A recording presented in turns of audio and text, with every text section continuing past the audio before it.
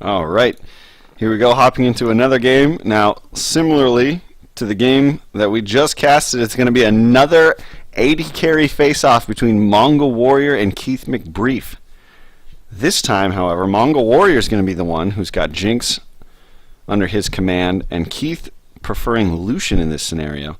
Now, based on what we can see from the order of the teams in ELO, chances are Mongol Warrior simply got Jinx picked before Keith could go for that champion.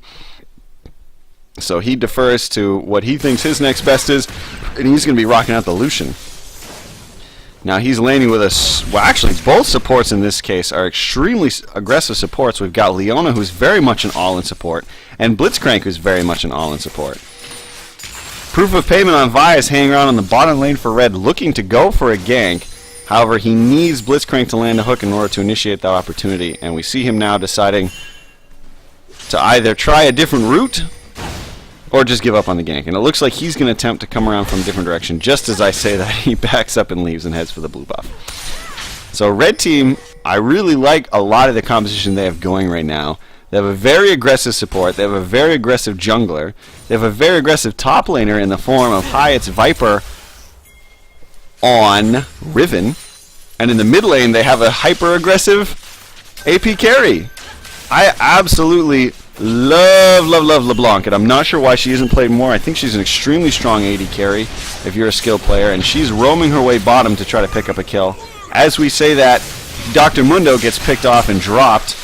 We see Lucian get killed by Jinx. Mr. Cash Dollar on Blitz picks up the last second hook punch for a distance kill on King Showa, and he manages to knock Mongol Warrior in the air. Mongol Warrior is picked off by just the last tick of the ultimated chains from Descraton. I want to say Desecration, but it's just Descraton. Now Keith McBrief going to be probably behind in experience because he died and did not get experience for any of those kills, and it would appear he only got assists on one of them. So pretty unfortunate turn of events for Keith, but by no means is he out of the fight. Let's match up our champions here so we can see how everybody is doing. And there we go. I really want to take a look at the 80 carries, and that's why I mixed this up. You can tell Keith McBrief is obviously not out of it because just look at the items. BF Sword to BF Sword. Now Mundo is getting absolutely crushed here in the top lane. He is 0-2. He's 3 levels behind the Riven. We've got a 3-man gank trying to come deal with Riven here. She will fall down. Too much crowd control and damage coming out between Nautilus Ultimate and Orianna Ultimate. Descraton's in the area. He's looking to try to do something a little fancy and mess with everybody. Looks like he might want to try to go for a blue steal here. He is going to try. He isn't going to get it, however. Just a little bit too late. Good attempt nonetheless. So we'll calm down for a second and take a look. Is the top lane recoverable? I'm not sure. Crescendo is actually a challenger, and I don't think Hyatt's Viper is a challenger. So we know he's a good player. We don't know how good his Mundo is, but he is really, really far behind Riven in this scenario. He's still 20 CS behind. He's still an entire level behind. And he's going to have to recall right now, and Riven's going to get a whole bunch of EXP. So we could see this pop back into a 2-level difference between the two players.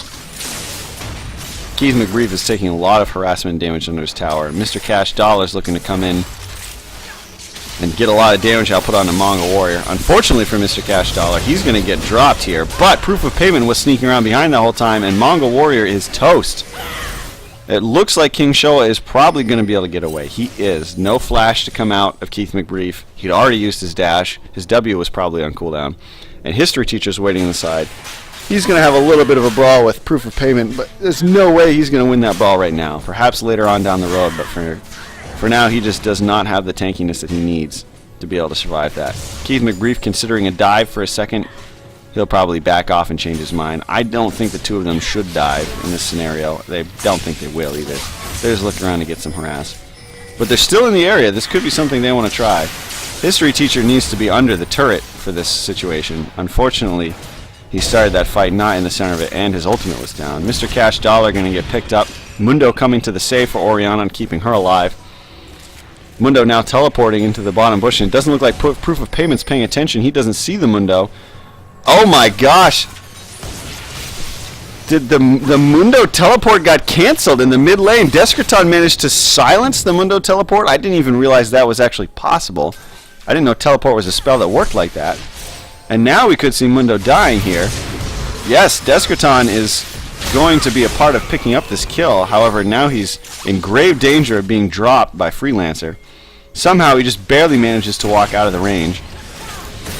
Keith McBrief is going to get died. We see the Leona ultimate come out to try to assist with that. Keith McBrief has a great flash that brings him into safety. He does get picked up by the Jinx ultimate.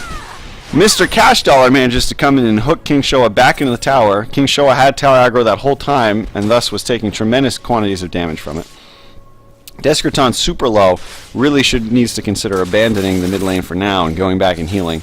And he's going to do just that. Get back and probably make a few big purchases. I'm not sure how much gold he has saved up. 1,000, yeah, so he just spent. Looks like he's going to be valuing home guards right now. Mongol Warrior hooked in the tower. Really great play by Blitz. Blitz uses his Ignite as well. Mongol Warrior pops the barrier. Barrier is about to run out, however. It doesn't matter. Mongol Warrior, with enough damage and sustain to survive that situation, with the help of her minions, takes down Mr. Cash Dollar. Whew, this is another one of those games where the lanes are very... I'm not sure of a great word to describe this, but there's a lot of bullying going on in the lanes, in all of them. Everyone is brawling with each other to try to gain some level of dominance. No one's really certain where their power stands. Red's going to pick up Dragon here, which is going to push them over 3,000 gold in the lead. Now we do see Jinx on the blue team is gaining quite a substantial lead over Keith McBrief. Oh my lord, Hyatt's Viper with an insane amount of damage in her combo just annihilates Orianna. No chance. Orianna's crushed in seemingly seconds. Descraton picks up his blue and is now going to head to an otherwise empty mid lane. Nautilus is there holding the tower for now. He might just disappear off into the jungle. He does, so Descraton going to go just chill by himself, have a little relaxed time as he gets his solo on. Hyatt's Viper's got a nice wave waiting for him at his turret in his lane. And Jinx is, as I've said, Jinx is super far ahead of Lucian, so we'll have to see how this lane turns out. We got a 4-2 Jinx who's up CS against a 1-2 Lucian. Interestingly enough, though, that only results in a 700 gold difference. That's really not that bad. It apparently is enough for the... Oh my! Full burst combo. The one thing that Jinx and Leona do have going for them is that their all-in is extremely powerful, as we just saw. Oh, Descraton comes and cleans that up, though. He's having none of it. He shuts down Jinx and tries to make use of his red buff slow to set up Leona for a second kill. Leona with a great flash to dodge the chains coming out of Descraton. And Leona's going to recall to safety. So as I said, that 700 gold difference is not a tremendous amount of money. But what we see is all it takes is the Zenith Blade from Leona landing on Lucian, and it's over. Lucian never even makes out of the stun before he dies. As the Zenith Blade hits, Jinx is getting down there, Flame Chompers right on top of him. Zenith Blade obviously stuns Lucian while Leona's traveling to him. Leona then uses her Q to stun him in his place, and then layers her ultimate on top of it, all the while Jinx has been throwing out auto attacks, zap, and her ultimate, and Flame Chompers, of course. Prox is alongside this. All of this is comboing with Leona's passive, Sunlight, proccing off of her Q, W, E, and ultimate. And we're seeing Keith McBrief on Lucian just getting comboed down in under 2 seconds. It's incredibly quick. Mr. Cash Dollar looks like he may have caught Freelancer here. Freelancer's going to use a great ultimate on the tower to hold people in place, but it doesn't matter. Somehow Mr. Cash Dollar's the one that comes out with that kill, even though Descraton's damage is incredible. Descraton manages to hold Nautilus in place long enough for his team to pick up that kill. Leona has come into that mid lane fight, but we've lost it. We're seeing Keith McBrief being killed under the tower here. He has no way to dodge the Jinx ultimate as he's slowed, and the Jinx ultimate takes him down. It looks like nothing happened of that Leona engage, but Leona gets caught out alone here by Red behind her own turret. And we've now got 4 members of Red pushing down this turret. The Jinx continues to be tremendously far ahead, but the rest of her team is falling tremendously far behind. 6-3 Jinx is nice, but we've got a 1-3 Orianna, an 0-3 Nautilus, a 1-3 Mundo, and 2, 3, and 4. Leona's really not bad. It's only one. It's 1 kill and 1 death less than Mr. Cash Dollar. Or oops, I've been saying Mr. the whole time. I guess it's Mick Cash Dollar on Blitzcrank. Now it looks like Descraton does not get the Q that he wants, but he does manage to use his abilities very wisely and fake out everybody. So he's going to now just blow up Freelancer. Freelancer's going to use...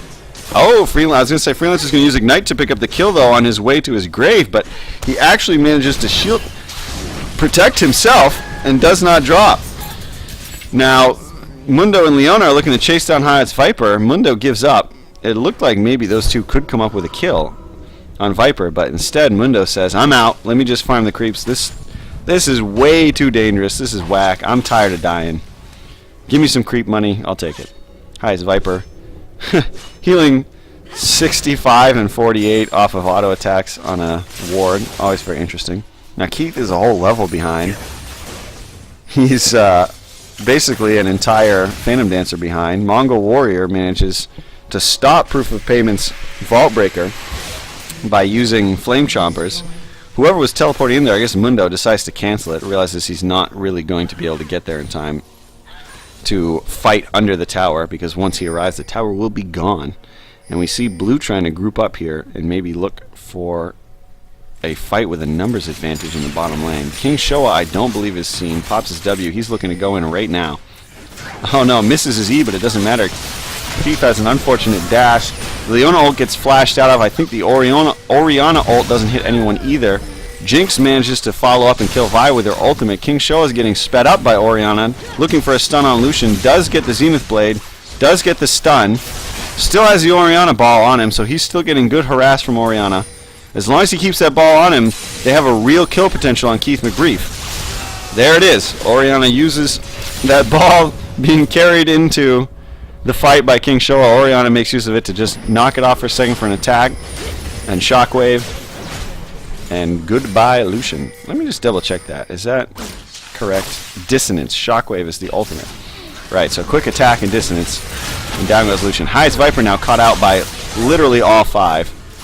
Descraton manages to get a whole bunch of harass on the Mongol Warrior, but doesn't come up with a kill because he has to escape. The 5-man Blue is just way too dangerous. Mick Cash Dollar gets caught out by Leona, and he's done. And Mongol Warrior is attempting to run from Descraton, but Descraton has the entire enemy team behind him. Gets hit by a cleaver. He's going to need some seriously fancy moves. He does manage to juke some hooks, juke the zap, juke the ball. He's juked cleavers, jukes another one. He's still got a very long way to go, though. He has to juke the Leona Zenith Blade. Instead, he just decides to hop over the wall and not bring it down to a guessing game. He gets his passive proc. Unfortunately, can't dodge the last Leona Zenith Blade. Does, however, manage to go back to his previous W, where Orianna is waiting and finally takes him down. Now Blue's going to try to regroup after that very exciting chase. The gold lead, which, remember, was up at 3,000... Ooh, little voice crack. Was up at 3,000, is back down into 1,500 now, which is substantially more manageable, as Blue has clawed and fought their way back into this game. They're now tied on turrets as well. Mundo gets caught, just pops his ultimate. Again, he's tired of messing around. He's sick of how the early game went for him. He doesn't want anything to do with it anymore. So he's just going to pop the ultimate, make sure he's safe. Viper picks up the opposing team blue buff. Great for him, not so great for Orianna. He's 6-2. He already has a Brutalizer and a Last Whisper to go with his Bloodthirster. It could be, we could very shortly see that its Viper is just scaling way too far ahead for Blue Team to catch up. If there's one good team fight where Hyatt's Viper is not immediately focused, it's going to be a very serious problem for Blue. Blue, of course, has Jinx in their back pocket as a supreme damage threat. Not to mention Orianna with 5 kills is no pushover either. Not only does she have the Athene's Holy Grail, but she also has a needlessly large rod to back that up. On the other side of the equation, very interestingly, we see Descraton's actually picked up a Magi Soul Stealer. Now, I believe if I'm reading that correctly, he only has he has 3 stacks on it right now. He's going to need about 6 more before it really starts being a worthwhile purchase. but a very confident pickup by him. Well, Leona's engaging now. Hyde's Viper is caught. If he takes a Nautilus ultimate, he would have been in trouble. Nautilus says no. He's not comfortable with that engage. Maybe the team pinged him off. But he's out, and Hyde's Viper lives another day. Hyde's Viper now double buffed, by the way. Let's pay attention to that. Red and blue. Not only is cooldowns going to be incredibly short. In fact, I wonder how much cooldown reduction he has right now. He's up at 25%. He's going to be spamming those abilities all day long, and he's going to be applying the red buff, true damage, burn damage, and slow. So now it looks like red team is grouping up around the top lane. They have pretty good vision in that area, so perhaps they're looking to make a pick. I thought maybe they're going solely for a tower push, but they're finding that the front line of blue team is no pushover. With Mundo, Leona, and Nautilus, there's some serious amount of tank coming out of blue right now. And that's probably going to be their big saving grace through this mid game into the late game, is that red is going to have an extremely hard time assassinating those backline champions. Between Riven and LeBlanc, it's going to be red is looking specifically to insta-gib some of the blue squishies in the back line, but they're going to have a very hard time closing the distance to those people with all of the tank that is coming out of blue. Even just physically very large champions. Nautilus, enormous. Leona, pretty big herself. She's no pushover. Now, an engage on Nautilus right here seems pretty questionable. Nautilus goes back in with the Orianna ball, gets the ultimate. Descraton takes a huge amount of damage. Lucian, in fact, takes so much damage he dies. Descraton now gets ignited and is going to fall to Leona's ignite. Vi gets picked up. And all that's left for red is Viper, who is running around in the jungle and finds himself in a very, very bad spot. He will surely fall here. Yes, that's going to happen. And all that's left is Mick Cash Dollar as blue is taking a look at Baron.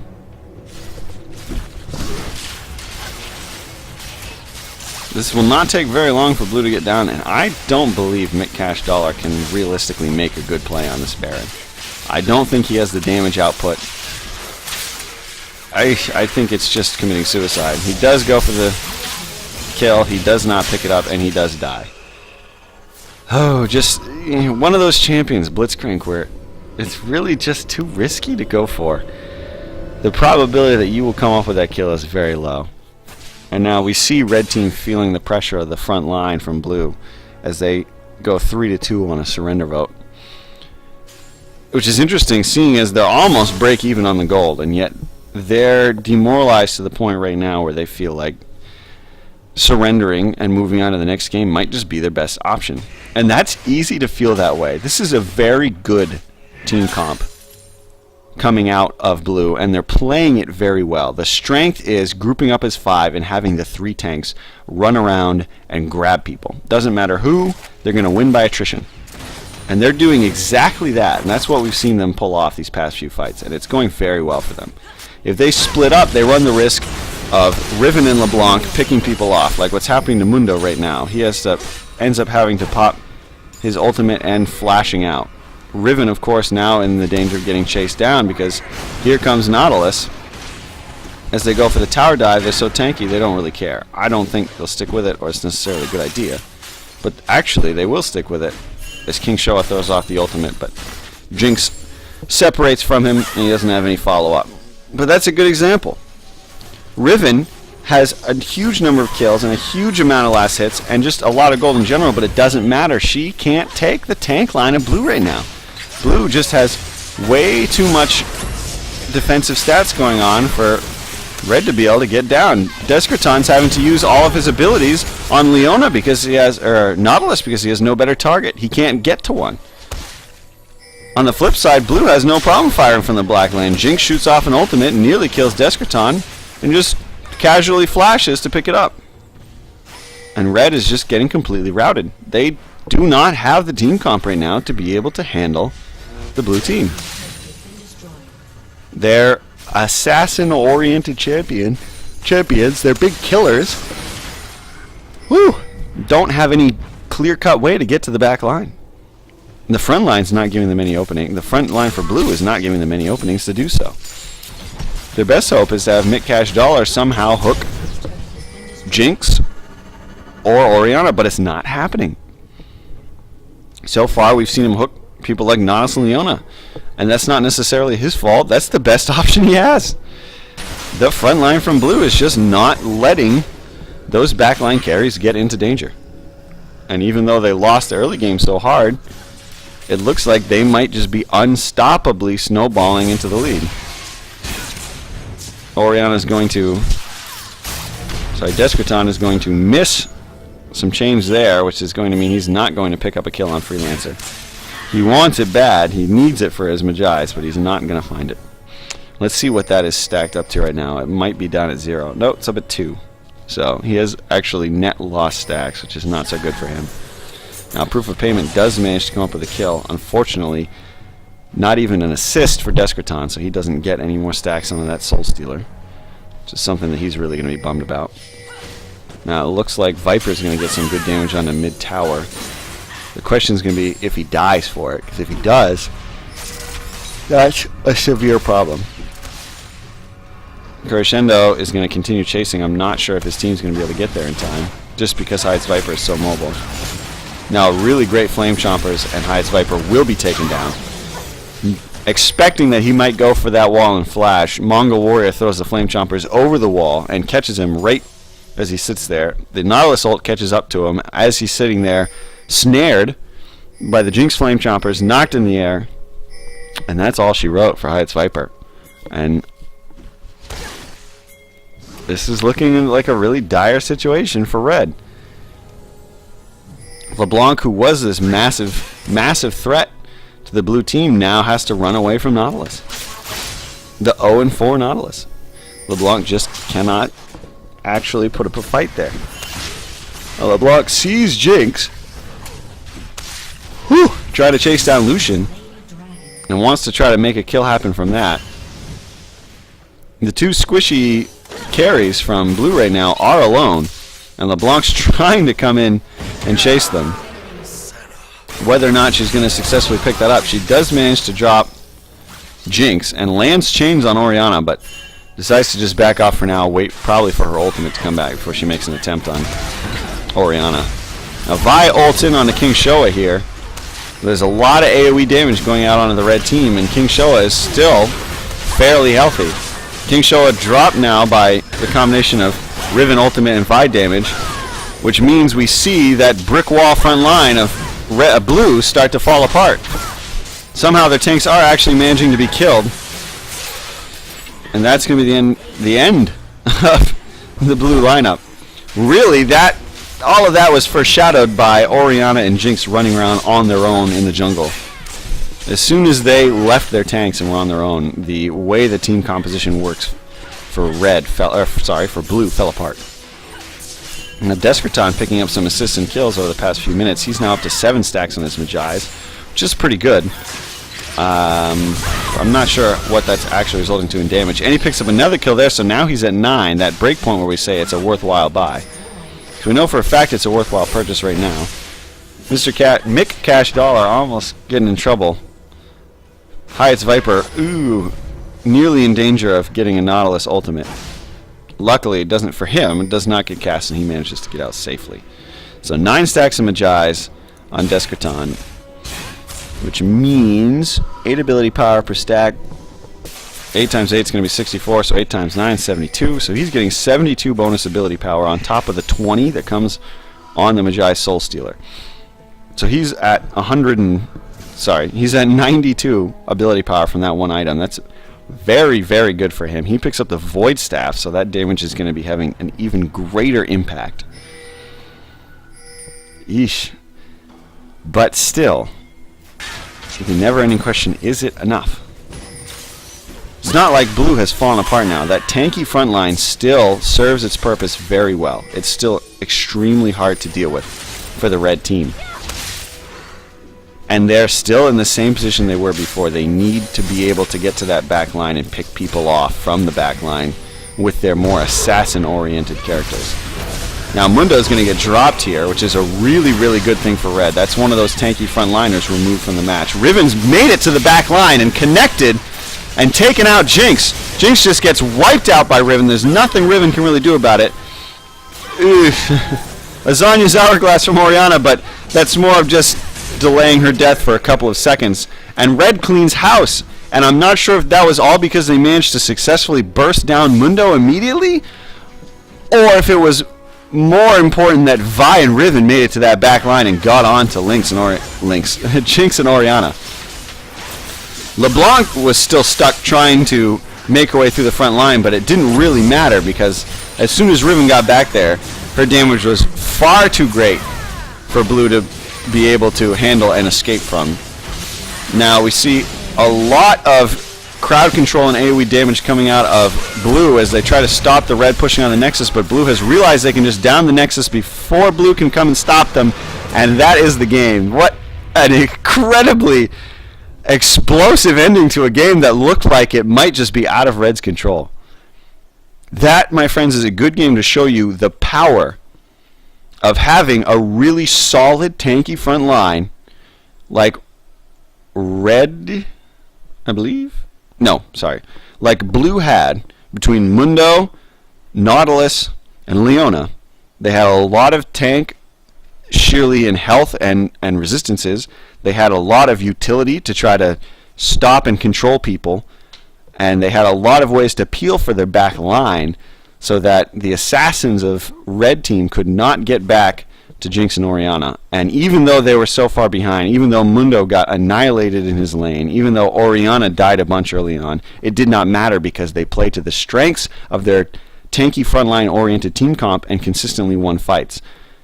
Now the reason we're here at the victory screen with Red having destroyed the enemy Nexus is because Red adapted to that scenario, and we saw Vi and Riven become dive buddies into the back line, a really great combo. Vi ulting into the back line and knocking aside those tanky, peeling frontline champions, allowing Riven a path through to connect with Jinx and Orianna. Really well executed team composition by Blue, really well executed adaptation by Red to come through and make it to the back line and annihilate those champions and pick up a well-earned victory. So, everyone take notes. The tanky front line's great, and if you're against one, start trying to look for a way to circumvent that front line. Because, if you can't get past it, you're going to be in a world of trouble.